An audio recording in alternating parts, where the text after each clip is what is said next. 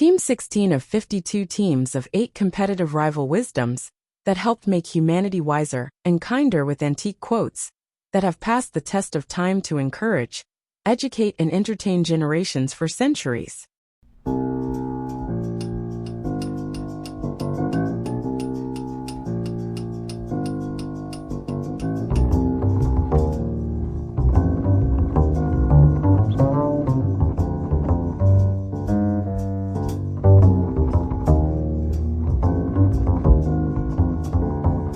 Team quote 16.1.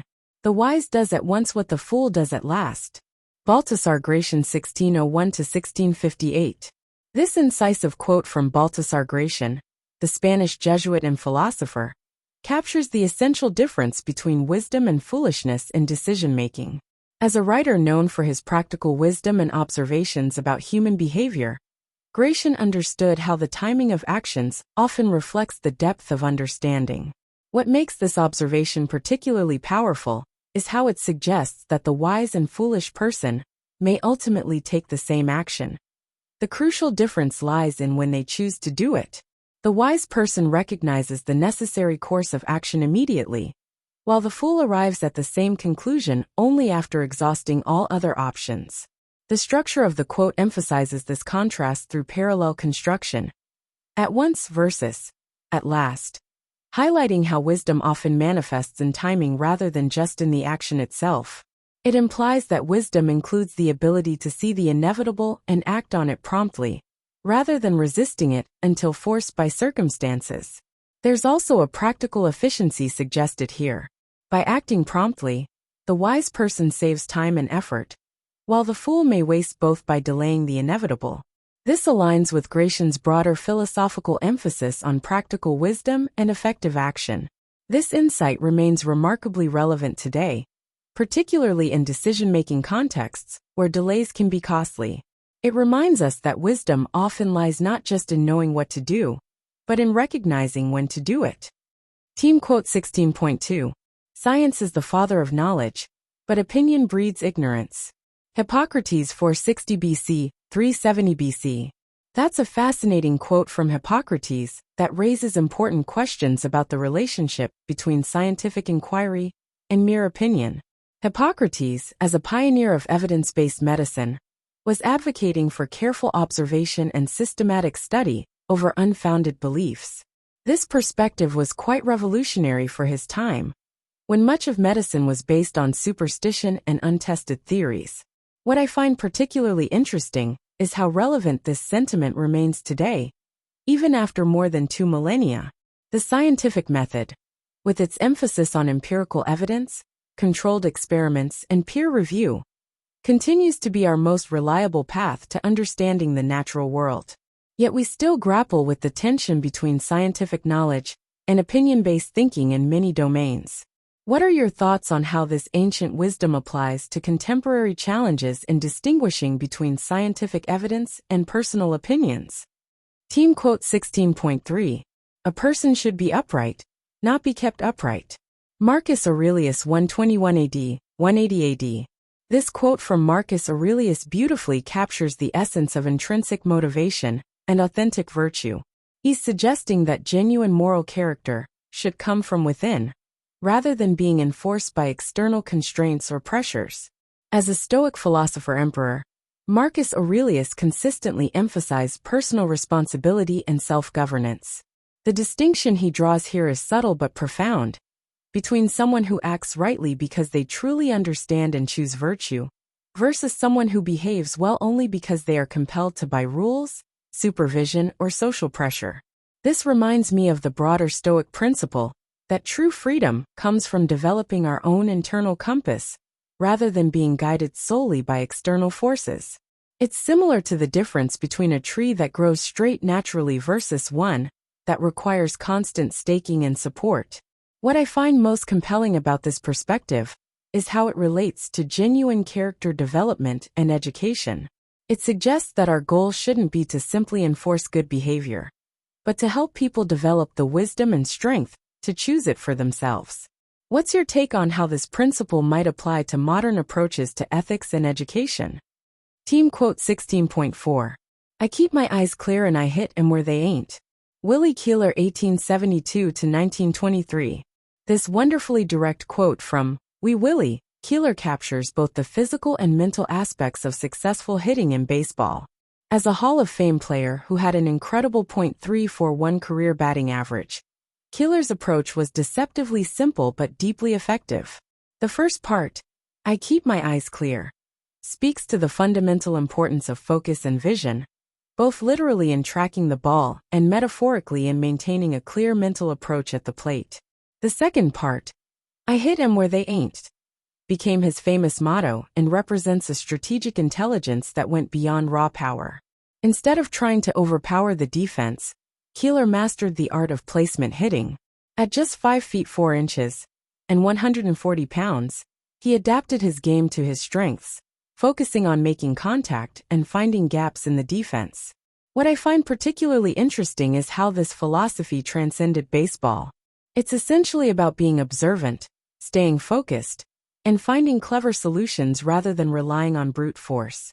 It's an approach that can be applied to many challenges in life, looking for opportunities where others aren't and maintaining clarity of purpose. This was quite revolutionary for his era, when many players were focused on power hitting. Keeler's scientific approach to batting helped revolutionize the game and influenced hitting theory for generations to come. Team quote 16.5. Sunlight is painting, moonlight is sculpture. Nathaniel Hawthorne 1804–1864. This is a beautifully poetic observation from Hawthorne that captures the distinctive qualities of natural light. His metaphor is remarkably precise. Sunlight does reveal the world in vivid colors and sharp contrasts, much like a painting. The direct illumination shows us the full spectrum of hues and brings out the detailed interplay of light and shadow. Moonlight, with its softer, more ethereal quality, transforms objects into monochromatic forms defined primarily by their shape and volume, much like sculpture. In moonlight, colors fade but forms become more dramatic, creating a sense of depth and dimensionality that's different from daytime viewing.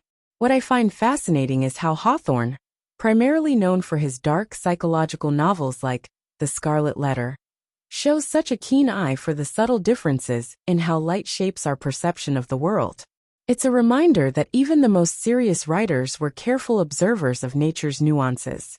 This insight about the different qualities of natural light would have been particularly relevant in Hawthorne's pre-electric era, when these two forms of natural illumination played a much more significant role in how people experienced the world. The contrast between the revealing nature of sunlight and the mysterious transformative power of moonlight appears as a theme in much of his writing. What aspects of this comparison between sunlight and moonlight resonate most with your own observations of natural light? Team quote 16.6. A fool must now and then be right by chance. William Cowper 1731–1800. This quote from Cowper expresses an interesting statistical truth with a dash of wry humor. Even random guessing will occasionally yield correct results. It's the law of probability at work. But what makes this observation particularly clever is how it subtly critiques those who might take those occasional correct guesses as validation of their foolish approach. The irony Cowper captures here is that being right by chance is quite different from being right through wisdom or careful reasoning. A fool might celebrate their occasional lucky hits while ignoring their numerous misses, while a wise person understands that consistency and method matter more than sporadic successes. It reminds me of the saying about a broken clock being right twice a day. The accuracy in those moments doesn't validate the clock's broken state, just as a fool's occasional correct guess doesn't validate their overall approach to decision-making. What I find particularly interesting is how this speaks to the importance of process over outcome when evaluating the quality of thinking. In modern terms, we might call this the difference between good decision-making and good outcomes. They don't always align in individual cases, but good decision-making processes tend to yield better results over time. Team quote 16.7. The harder the conflict, the more glorious the triumph. Thomas Paine 1737–1809. This powerful quote from Paine captures a fundamental truth about human achievement and perseverance. As one of the most influential voices of the American Revolution, Payne had first-hand experience with seemingly insurmountable challenges and the exhilaration of overcoming them. The insight here goes beyond simple optimism. Payne is suggesting that the difficulty of the struggle actually enhances the value of success, not just in terms of external recognition, but in the profound personal satisfaction and growth that comes from conquering major obstacles. What makes this observation particularly compelling is that it speaks to both individual and collective endeavors. During the American Revolution, this principle applied to the colonial struggle for independence. But it's equally relevant to personal challenges, whether they're intellectual, moral, or physical. I find it interesting that Payne doesn't say, the harder the conflict, the more likely the defeat. His focus is on the relationship between struggle and triumph, suggesting an underlying faith in human capability when faced with great challenges. This perspective helped inspire a revolution, but it can also inspire individuals facing their own personal battles. The enduring relevance of this idea is evident in how it continues to resonate in contexts Payne could never have imagined, from scientific breakthroughs to technological innovation to personal growth. What kinds of modern challenges do you think this principle applies to most powerfully? Team quote 16.8. We should be too big to take offense and too noble to give it. Abraham Lincoln 1806 to 1865. This quote beautifully captures Lincoln's wisdom about human dignity and interpersonal relationships. Coming from someone who faced intense criticism and personal attacks throughout his presidency, it reflects a remarkable understanding of emotional maturity and leadership. The quote is perfectly balanced, addressing both sides of conflict. By suggesting we be too big to take offense, Lincoln speaks to the importance of emotional resilience and perspective. Minor slights and criticisms shouldn't shake someone who is secure in their principles and purpose. And in saying we should be too noble to give offense, he emphasizes that true strength includes consideration for others. It's not just about developing a thick skin, but also about elevating our own conduct. What I find particularly striking is how Lincoln frames this as a matter of personal stature, being too big and too noble. It suggests that pettiness in either giving or taking offense is beneath our potential as human beings. It's not about suppressing natural reactions, but about growing beyond them.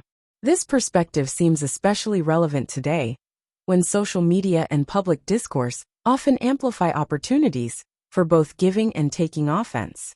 Lincoln's wisdom suggests that true greatness lies not in winning arguments or scoring points, but in maintaining dignity and respect even in the face of provocation. And if you'd like to help raise school test scores and self-confidence, you can give your kids free Easy Extra Advantage math, spelling and reading workbooks you can download for free at stop2think.com or buy at educationstopshate.com. Free Easy Math Wisdom workbooks with octo-repetition to grow math self-confidence. You'll get plenty of repetitive practice of age ranges and averages of our 52 teams of 8 quote authors. Free Easy Alpha cipher-coded puzzles teach letters, numbers, and phrases using antique wisdoms that encourage and educate. Can you decode this cipher quote of encouragement using either our learning to spell or just for fun instructions?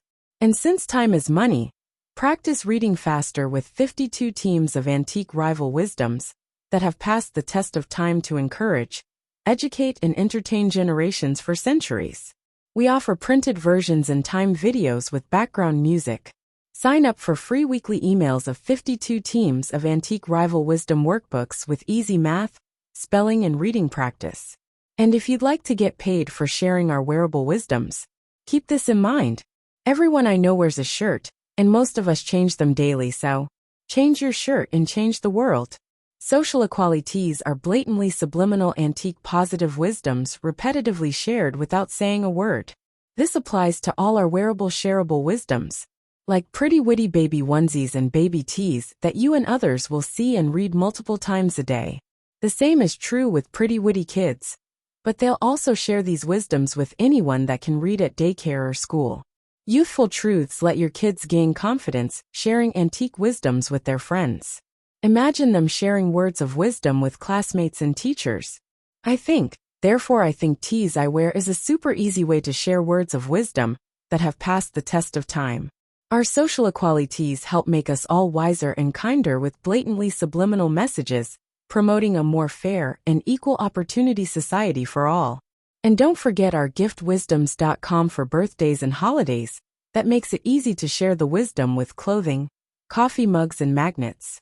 So do the future a favor by encouraging, educating, and entertaining with words of wisdom that have passed the test of time to make us all wiser and kinder.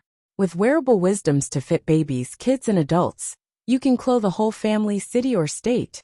Join the 52 of 8 today at 52of8.com.